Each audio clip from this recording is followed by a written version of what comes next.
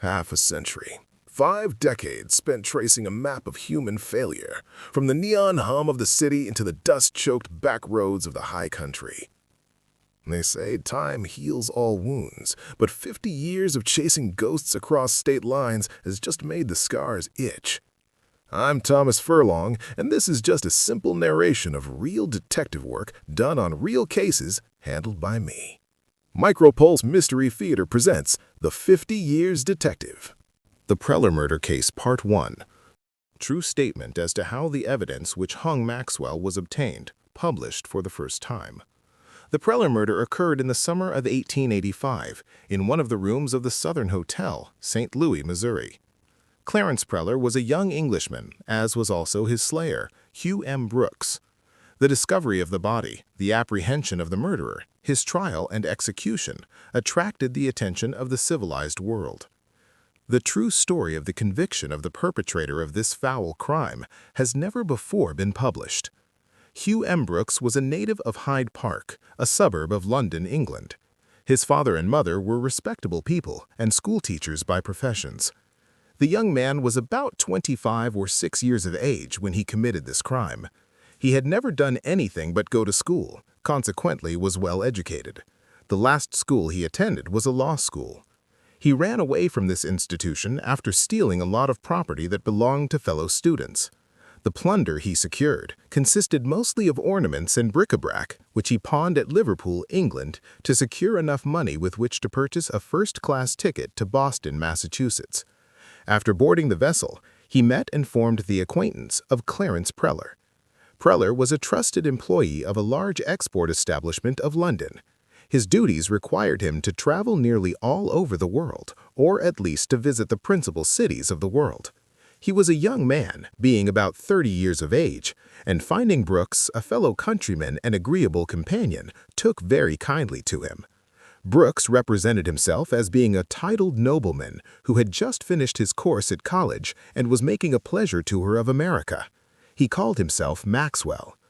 During the voyage from Liverpool to Boston, Preller told Maxwell, as I will call him hereafter, that after he had attended to a matter of business for his firm at Boston, he had to go to Toronto, Canada, where he would be detained but a day or two.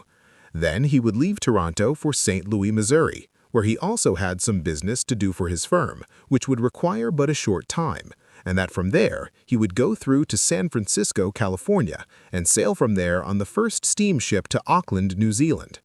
Maxwell told him that he believed he would go from Boston to St. Louis, where he, Maxwell, would await the arrival of Preller from Toronto, then accompany him to Auckland just for the trip. This proposition pleased Preller. They arrived safely in Boston, where they remained 2 or 3 days together, and where Maxwell learned that Preller had in his possession 7 $100 bills. After Preller had finished his business in Boston, they settled their bills at the Adams house, where they had stopped, went to the depot together and separated, Preller going to Toronto and Maxwell to St. Louis. They had agreed that Maxwell was to stop at the Southern Hotel in St. Louis, there to await Preller. Maxwell arrived at that hotel and engaged a room, where Preller joined him a couple of days later. I think it was Saturday when he arrived, and they occupied the same apartments. On the following Sunday, after they had eaten their dinner and returned to their room, Preller complained of suffering from stomach trouble. Maxwell claimed to have some knowledge of medicine and administered an overdose of morphia hypodermically. A short time after administering the drug, and when he saw that Preller was beginning to breathe his last, he poured more than half the contents of a 4-ounce bottle of chloroform into Preller's almost lifeless lips. When Preller was dead, Maxwell stripped the body and placed a suit of his own underwear on him. Maxwell was small in stature, being only about 5 feet 5 inches in height, while Preller was much larger and about 6 feet tall. Maxwell's clothing was marked with the name of Hugh M. Brooks, and they were entirely too small for the body of Preller. In removing the undergarments, Maxwell used a candle snuffer, which is very much like a pair of scissors, only the cutting surface had a half circle. He cut the undergarments the full length of the limbs so that he could easily strip them off. Then he managed to pull his own garments on the body. He emptied out the trunk belonging to Preller and pressed the body into the trunk. He had to almost double it into a circle to get it into the trunk, but he succeeded. Then, strapping and locking the trunk, he put his own as well as Preller's effects into his own trunk and retired for the night. The next morning, after breakfast, he called at the cashier's office, settled his bill, and stated to the clerk that his friend Preller had been obliged to make a short run out of town and would be back to the hotel in 2 or 3 days, and desired that the room be held for him, as his trunk and effects would remain there until he called for them. Maxwell explained that he had to leave that morning and expected his friend Preller to join him later. He instructed the head porter to bring his large trunk down into the corridor. The one he had ordered brought down contained the dead body, but to his consternation, the porter brought down the one in which his and Preller's effects had been packed.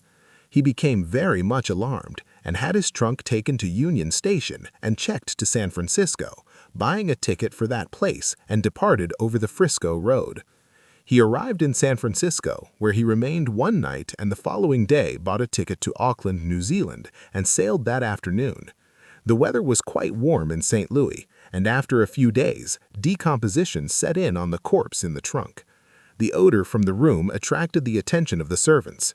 They reported to the office, the room was entered, and the body was found. The police were notified at once. A good description of Maxwell was furnished by the hotel people, and telegrams were sent in all directions giving this description and requesting Maxwell's arrest. Captain Lass, chief of police of San Francisco, received one of these telegrams, started his detectives to investigate, and succeeded in learning that the murderer had sailed for Auckland some 3 or 4 days ago before he had received the telegraphic description of him from St. Louis. Whereupon, Chief Lass cabled the proper authorities of Auckland a full description of Maxwell, and even the number of the stateroom he occupied on the ship. Of course, Captain Lass's telegram reached Auckland several days before the ship arrived.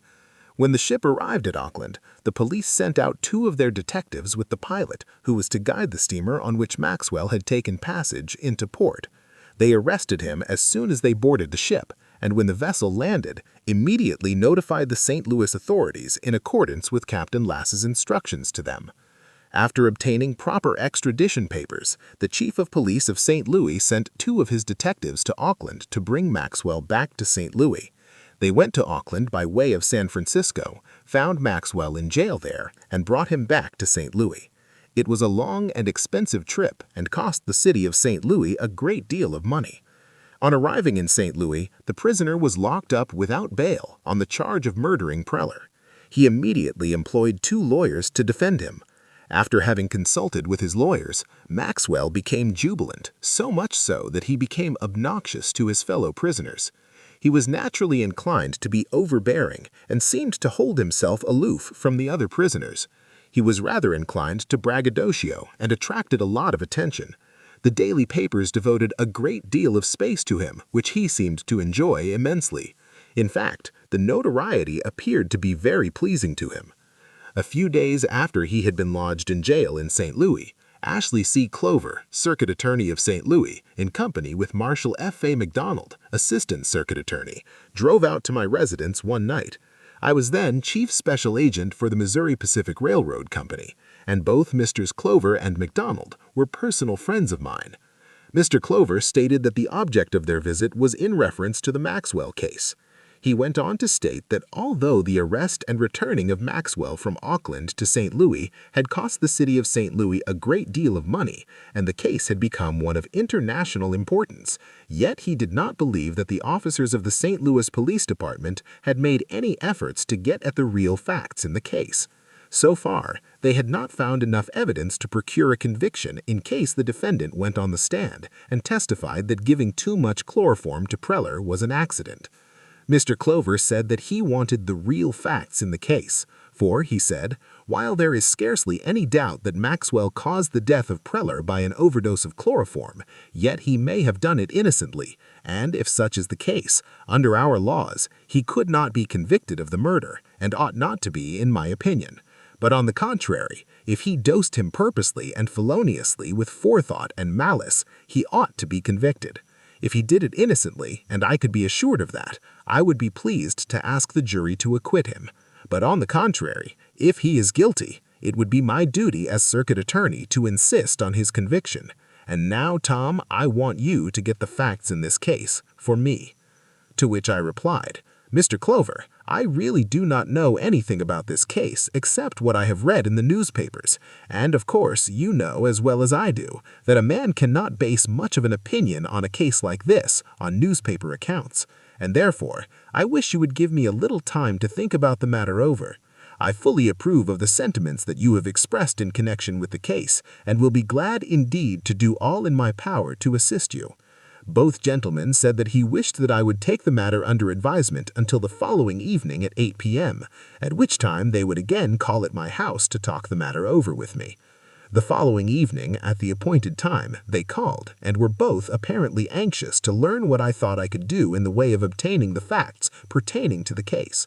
After the usual greeting, and when both had been seated, I said, "Gentlemen, I have been thinking about the case in question, and have become satisfied that there were but two people who knew the whole facts connected with the case, and the facts that you now desire to know.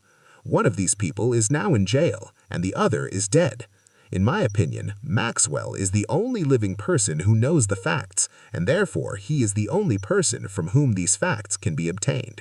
I believe I can get those facts from him, but I want you, gentlemen, to understand that I am in the employ of the Missouri Pacific Railroad Company, and of course they are paying me for all my time, but if I were not in their employ, I could not do this myself. On account of my being so well known, for that reason it would be necessary for me to select a competent operative to do this work under my instructions.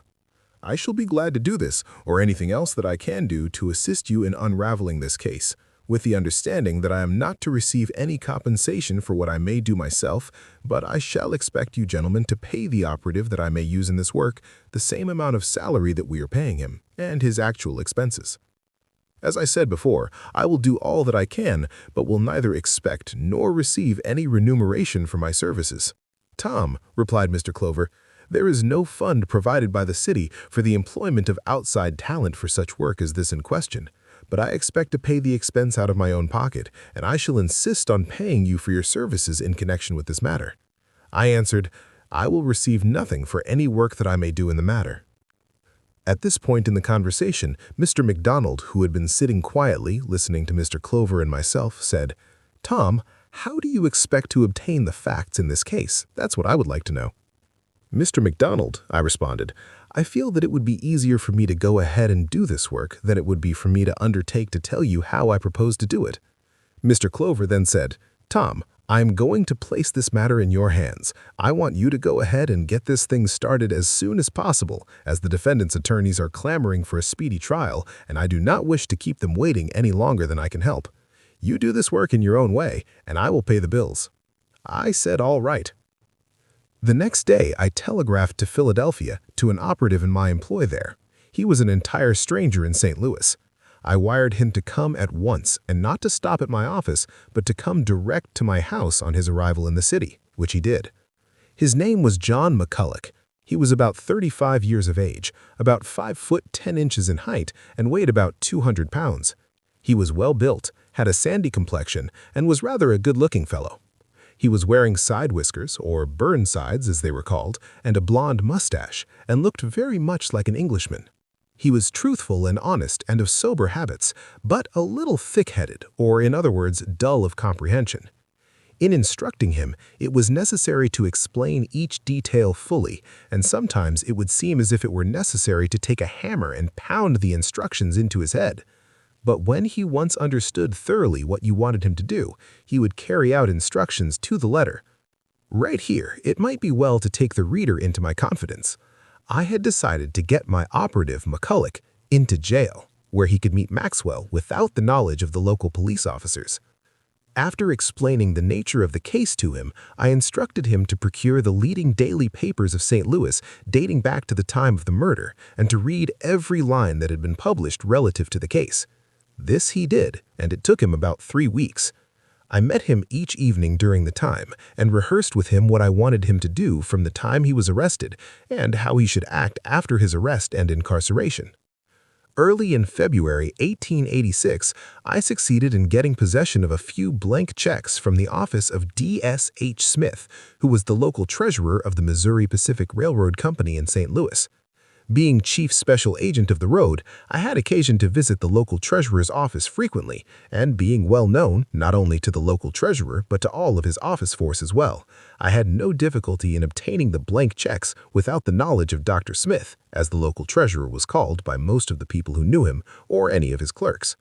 My chief clerk was a good penman and was familiar with the signature of Dr. D.S.H. Smith. I had him practice for some time on imitating Dr. Smith's signature and found that he could imitate it so clearly that it would have been accepted as genuine by any bank teller. While I wanted a fairly good imitation of the signature, I did not want it to be so good that it would be received at the bank. After practicing for a time, he succeeded in making a signature which I thought would answer my purpose. I had him fill out one of the blank checks for the amount of $1,188. I then gave this check to McCulloch with instructions for him to present it to the paying teller of the Mechanics Bank, which was then on 4th Street. He was to present this check at 9:45 sharp the following morning. I had received a check a day or two before this which bore the signature of Dr. Smith and had purposely held this out and was waiting across the street from the bank when I saw McCulloch, who I will hereafter call Frank Dingelfelter, as this was the name he assumed and was the name to which the check had been made payable. On entering the bank, Dingelfelter went to the window of the paying teller, Mr. Warner, and presented the check.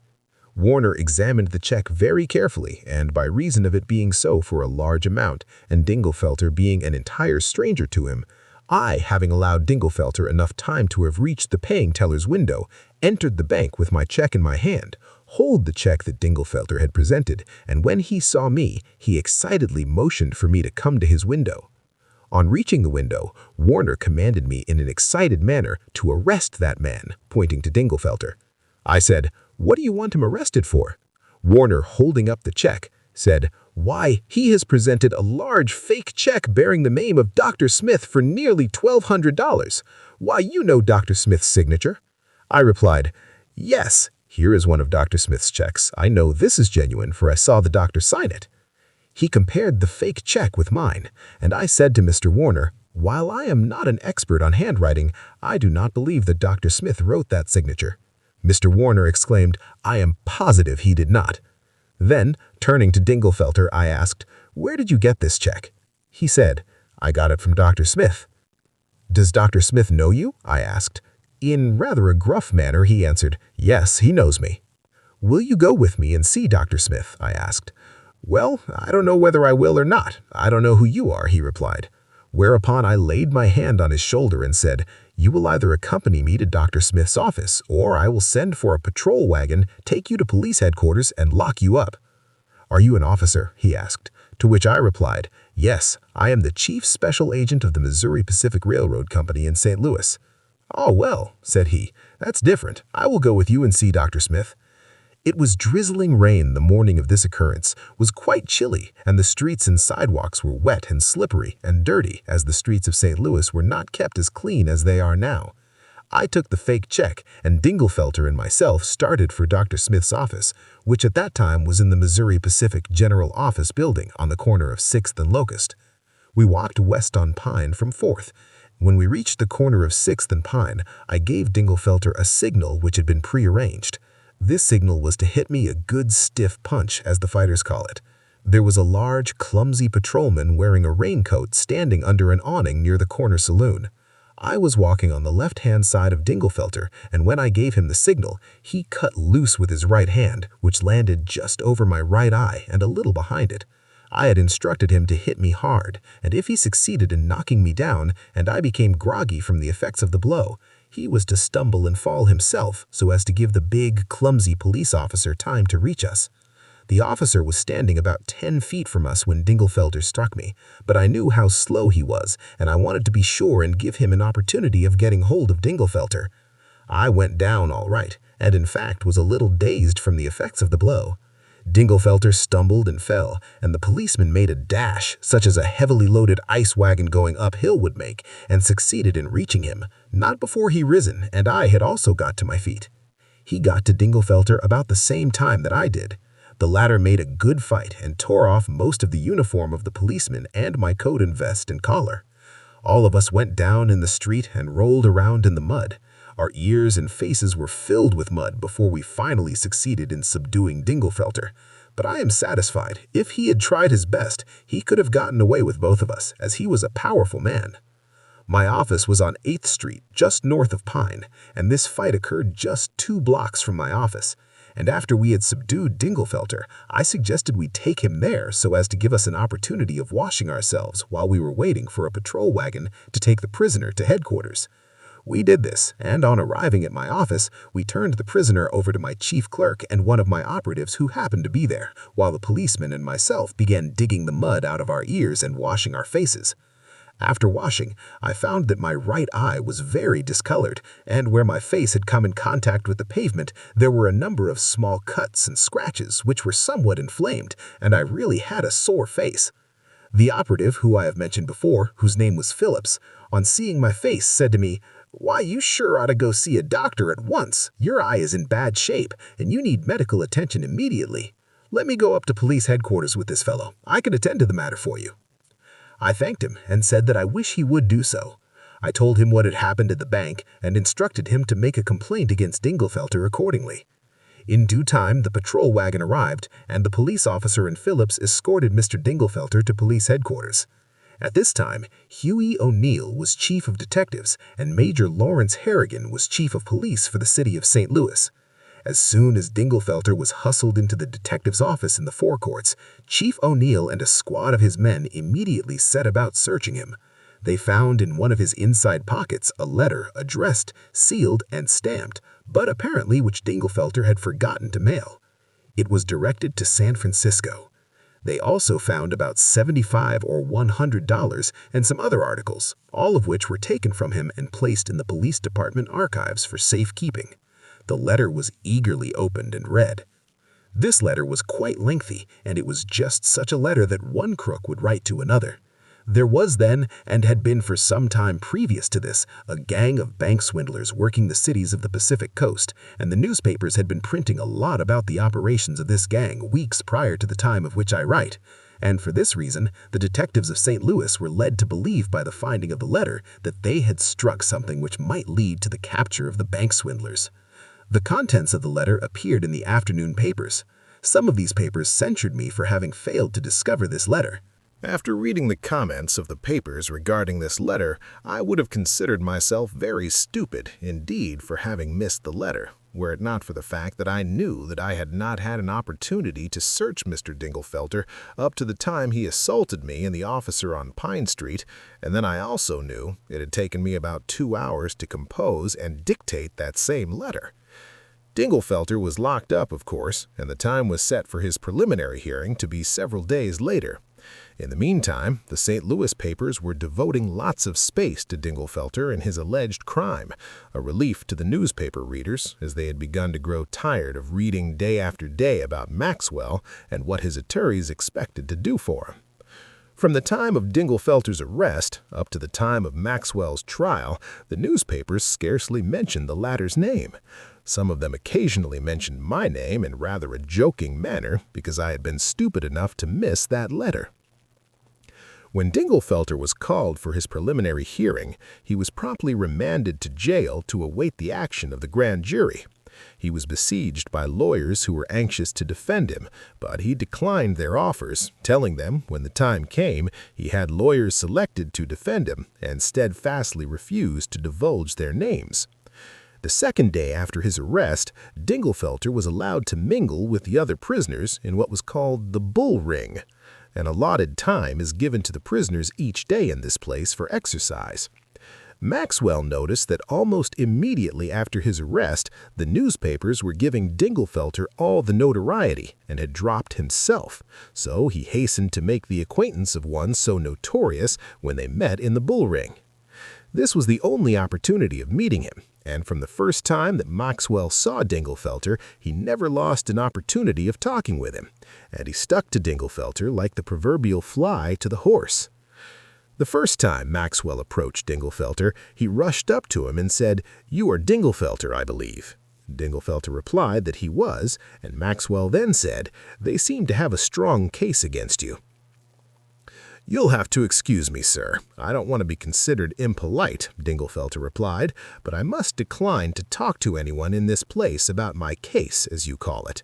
I don't believe it would be a good thing for me or any other person to talk about a charge that is pending against them in a place of this kind. I shall be glad to talk with you on any other subject, however, but I trust that you will hereafter refrain from asking me any questions regarding the charge now pending against me in court, and then I don't know you." Maxwell hastily said, "Oh, I'm Maxwell. I'm the fellow who is charged with the murder of that man Preller, who was killed in the Southern Hotel and whose body was found in a trunk. I was arrested at Auckland, New Zealand, and brought back here to St. Louis to stand trial, but I have been assured by my attorneys that I will be acquitted. They have no proof against me, and just as soon as I can get a trial, why, of course, I will go free." "So you were Maxwell," said Dinglefelter. "I had been reading in the papers about you, and if you'll pardon me for saying it, it seems to me that you have already been talking too much about your case. If you are not guilty of the crime with which you stand charged, why, you ought to be acquitted, and I hope you will be." After this first interview between Maxwell and Dinglefelter, he and many other prisoners looked upon Dinglefelter as being a wise and unusually smart prisoner. Dinglefelter was in jail 47 days, and during all that time, Maxwell never let an opportunity pass without talking to him. I received daily reports from my operative, a task which I found very difficult, and it became more difficult by reason of the Southwestern Railroad strike, which broke out on March 4, 1886, and continued during Dinglefelter's stay in the St. Louis jail. Being chief special agent for the gold system, my time was occupied in protecting the railroad company's property and in apprehending people who were continually committing illegal acts. I was occupied almost day and night in this work. Subscribe to Micropulse for upcoming episodes. Our next episode, The Preller Murder Case, Part 2.